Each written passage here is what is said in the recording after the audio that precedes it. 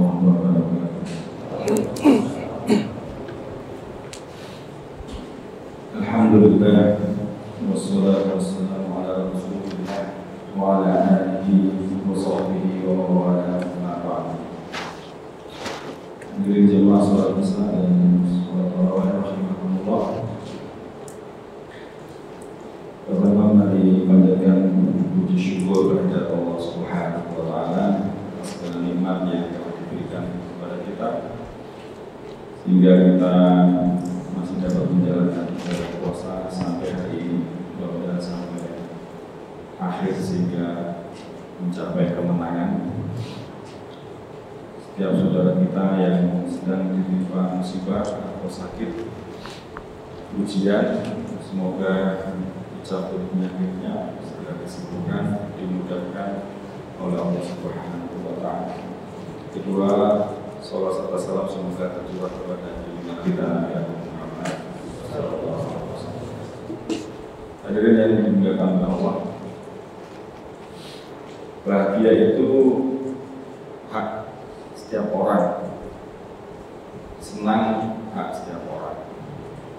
Kanjeng Nabi Muhammad berpesan orang yang berpuasa punya dua hak untuk merasa bahagia atau senang. Yang pertama saat iftar, waktu berbuka puasa. Yang kedua adalah saat bertemu dengan Tuhan, dengan Allah. Nah, berbuka itu suatu hal yang sudah setiap saat kita lakukan. Takjil bersama keluarga, kadang-kala dari masjid ke masjid, yang masing-masing punya pengalaman sendiri-sendiri. Tetapi yang kedua adalah janji Rasulullah kepada orang-orang yang beriman untuk bisa bertemu dengan Allah. Nah, Syekh Imam Al-Ghazali meragukan panca indera ini. Jadi bukan tiadanya penglihatan, tetapi tiadanya makna hakikinya penglihatan itu. Saking-sakingnya meragukan sense perception atau persepsi indrawi, beliau sampai mengurung diri beruzlah untuk sampai pada keyakinan bahwa ada pasti sesuatu dalam kehidupan ini yang tidak diragukan lagi, yakni Allah Subhanahu wa taala. Sampai-sampai buku yang beliau tulis, buku tipis ya, judulnya Al-Mungkin Minad Dhalal, itu ditemukan oleh sarjana dari Mesir, ada di dalam perpustakaannya René Descartes. Dia membaca buku Imam Al-Ghazali, dia beri tinta tegas atau tinta merah, jadikan ini sebagai pegangan untuk ada biologi. Ketika si René Descartes atau Descartes filsuf Prancis ini bilang, aku berpikir maka aku ada. Aku berpikir maka aku ada, itu awalnya aku yang meragukan sesuatu maka aku ada. Jadi dia itu sebenarnya meragukan segala sesuatu untuk sampai pada keyakinan yang tak terbantahkan. Karena ditemukan itu, penemuan itu ingin disebarluaskan oleh salah satu sarjana Mesir, tetapi oleh penjaga perpustakaan di Prancis ditutup. Jadi ruang pribadinya René Descartes, ya ini bapak filsuf barat modern, ditutup. Dia malu atau merasa bagaimana ya, kok konsep ini justru ditemukan dalam kitabnya Imam Ghazali, bukan original pemikiran René Descartes itu. Baik, kembali kepada konsep bahagia. Kalau begitu, apakah anugerah Allah berupa panca indera itu membuat kita bahagia? Dalam level awam, kita bisa bahagia dengan panca indera, bisa melihat famili, keluarga, sahabat, anak, istri, suami, dan seterusnya gitu ya, kolega, teman-teman seangkatan, bisa reunian, sesuatu yang kita serap secara indera, bahagia ya. Tetapi konsep syak atau tasydiknya Ghazali tadi sebenarnya menguji seberapa kita mengimani kebahagiaan hakiki di balik makna serapan indera kita ya. Jadi begini, apa betul yang kita persepsikan atau kita lihat tentang objek ya, itu maknanya objektif, atau jangan-jangan disusun oleh struktur subjektif kita? Karena kita si subjektif ini seringkali merasa diri paling benar, sehingga kadang-kadang lupa diri. Maka Kanjeng Nabi Muhammad SAW pernah mengingatkan, manusia itu kalau dikasih gunung emas, satu gunung emas, masih dia ingin gunung emas yang lain. Diberi lagi masih ingin yang lainnya, diberi lagi masih ingin yang lainnya.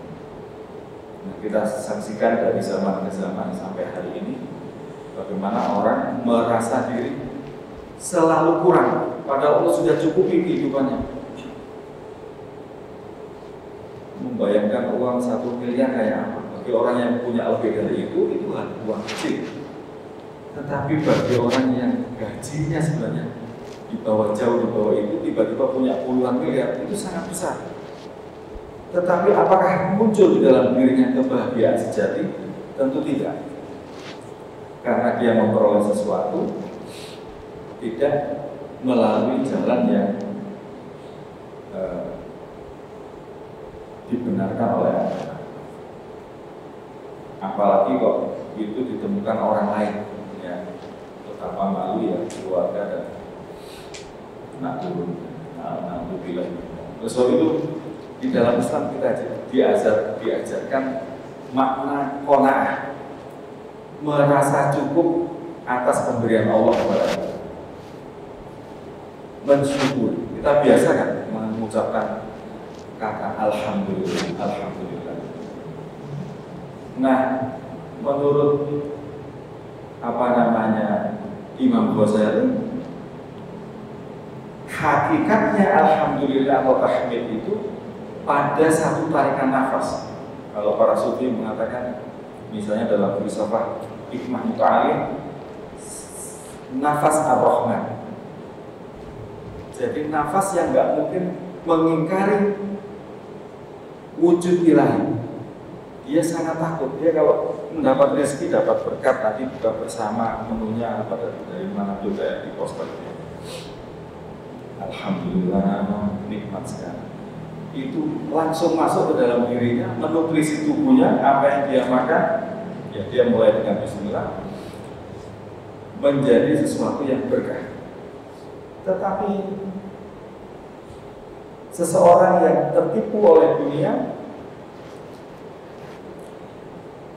dia melihat semua yang dia saksikan, dia makan, berulang kali dia tambah, tidak merasa diri puas atau kenyang. Dia ingin tambah lagi, dia ingin lebih dari itu lagi, dan seterusnya. Setelah selesai, dia masih ingin berpikir tentang makanan yang lainnya.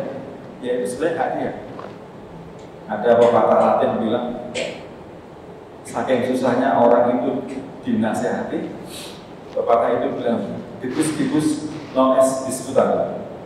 Selera itu tak bisa diperdebatkan. Jadi orang itu kadang merasa diri sudah paling benar, padahal dia sejatinya dia lupa kepada Allah sang pemberi rezeki. Dalam satu ayat Allah mengingatkan, wala takunu kalladzina nasullaha fa ansahum anfusahum ulaika humul fasiqun. Janganlah kalian seperti mereka, orang-orang yang nasullah, yakni melupakan Allah. Fa ansahum anfusahum, maka Allah jadikan dia atau mereka lupa kepada diri mereka sendiri. Mulai dari fasik, mereka orang yang fasik. Jadi orang-orang yang lupa diri itu sebenarnya dimulai dari sebab dia melupakan hakikat zat kebenaran.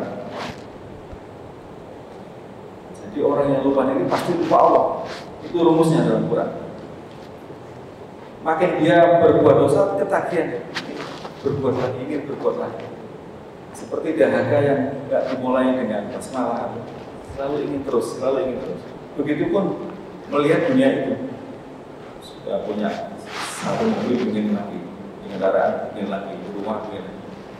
Ya itu tidak salah, silakan saja. Mungkin ada hal yang lain yang bisa dimanfaatkan untuk umat, masyarakat, untuk masjid, untuk jamaah, silakan. Tetapi ada yang hanya untuk dikoleksi di garasinya, untuk dipamerkan. Nah, Allah itu di dalam Al-Quran itu menyebut sesuatu itu dengan kata-kata yang lembut. Bahkan ketika Allah marah pun dengan bahasa yang lembut. Jadi kenapa Allah itu innallaha jamilun yuhibbul jamal. Allah itu indah, mencintai keindahan. Karena hakikatnya Allah itu ingin semuanya itu serba tertata. Allah ciptakan sesuatu itu serba tertata, serba teratur, alami gitu.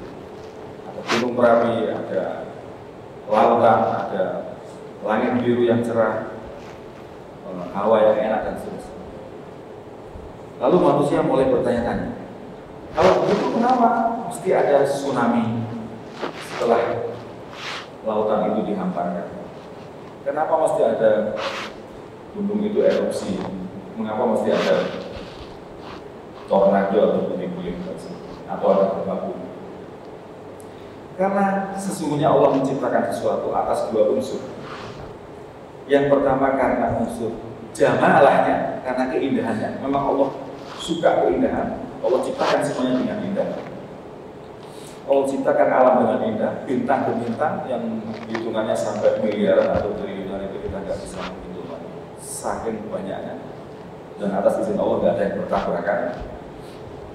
Mungkin yang kecil-kecil kita mengenal meteor dan sebagainya. Tapi semuanya tunduk pada sunnatullah. Tetapi yang kedua atas unsur jalalah, yakni keagungannya Allah, kemahabesarannya Allah. Karena para penghuni bumi ini sudah melakukan maksiat, makin jauh dengan Allah. Allah ini pencemburu. Allah itu mencemburui hambanya yang menuhankan yang lain. Maka Allah tunjukkan kemahabesarannya itu dengan sedikit pujian. Kan kita nikmat dalam suasana tenangnya kan lebih banyak durasinya daripada nikmat guncangan gempanya atau erupsinya atau merapi dan sebagainya. Jadi ketika Allah ingin itu terjadi, Allah lakukan itu. Karena Allah itu al-muharrikul awal. Allah itu penggerak pertama, the first mover. Allah itu mau menggerakkan apa aja urusan Allah. Dan Allah Maha benar. Allah maka disebut sebagai al-haqqul awal. Allah itu kebenaran pertama. Apa itu kebenaran pertama? Al-haqqul awal. Alladzi wa'ala kulli haqq. Yakni sebab dari segala kebenaran. Ya, ustaz, dosen, guru bisa salah, bisa keseleo lidah, bisa kepleset, bisa tidak objektif menyampaikan sesuatu. Tapi Allah nggak bisa. Allah punya otoritas yang tidak tergantikan karena zatnya yang disebut hak. Maka kalau kita menyebut hakikat, tidak lain adalah al-haq. Kalau kita menyebut kebenaran, tidak lain yang benar hanya Allah. Kalau ada yang mengatakan saya paling tahu tentang dunia ini, Allah mengingatkan wa fawqa kulli dzi ilmin alim. Masih ada yang lebih pintar dari kita, yakni yang alim, yang maha tahu. Wa ma utitu minal ilmi illa qalil. Kita ini dikasih Allah cuma sedikit pengetahuan saja. Wala tamshi fil ardi marran. Jangan berjalan di muka bumi ini dengan sombong. Nah, banyak sekali Bapak Ibu atau hadirin jamaah sekalian pesan-pesan Allah di dalam Al-Quran. Maka Ramadan sebagai Syahrul Dzikr, Syahrul Quran, Syahrul Maghfirah, Syahrul Ghufran, bulan ampunan, bulan Al-Quran, bulan dzikir, kita gunakan sebaik mungkin untuk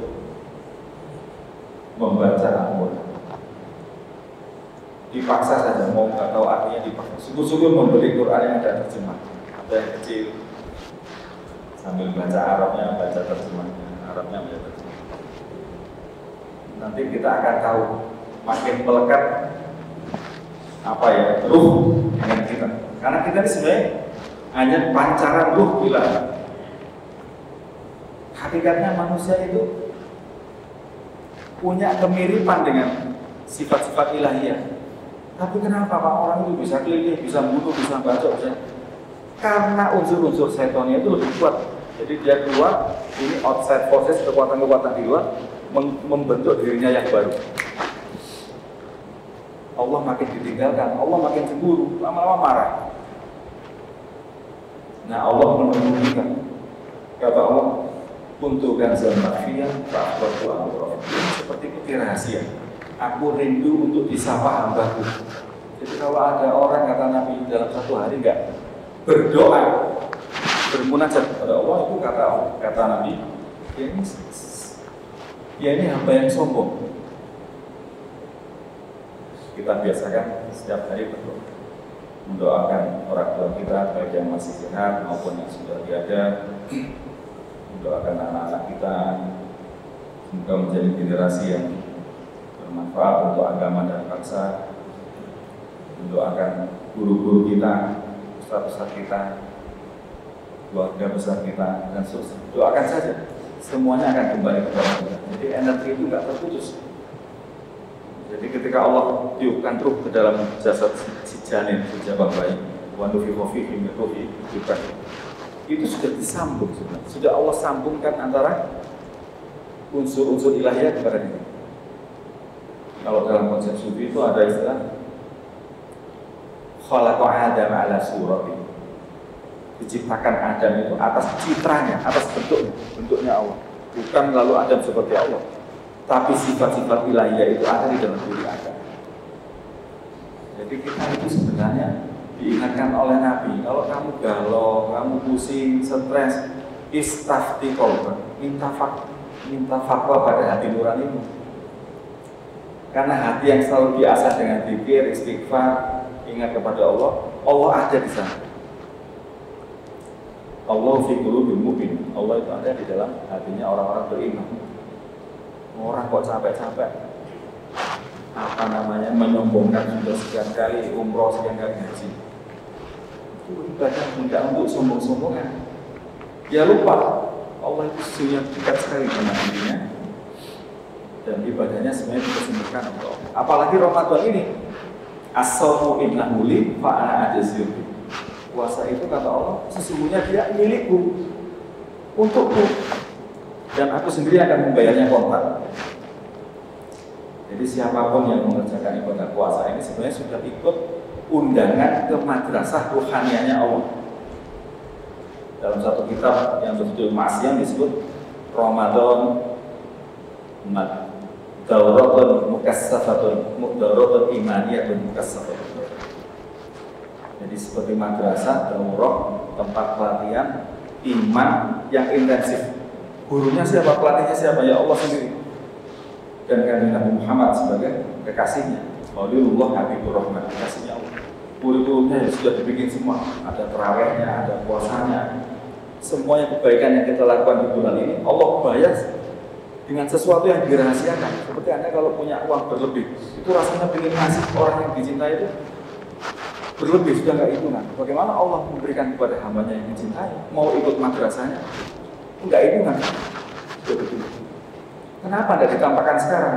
Semua menjadi rahasia Allah, dan Rasulullah SAW menjanjikan bagi orang-orang yang bertakwa akan mendapatkan balasan yang tidak disangka-sangka, hadiah dari Allah berlipat ganda. Kita imani itu semua, kita ikuti ajaran Rasulullah SAW, dan kita diberi cahayanya, kita berdoa kepada Allah, Allahumma nawwir qulubana bi nuri hidayatik kama nawata kurang lebih mohon maaf. Bila terlalu, assalamualaikum warahmatullahi wabarakatuh.